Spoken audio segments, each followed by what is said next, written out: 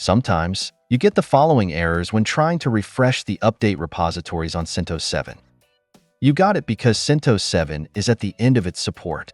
To temporarily resolve this error for installation, you can change the mirrors as follows in the repo files for use.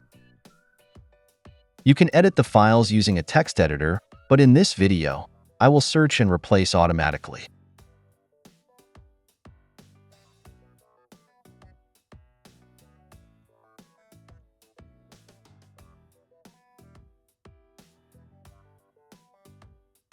Once done, please perform yum update or yum install to check the results.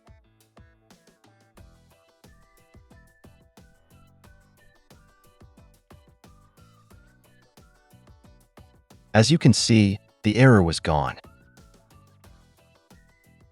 That's it. Thanks for watching. Don't forget to like and subscribe, and see you in next videos.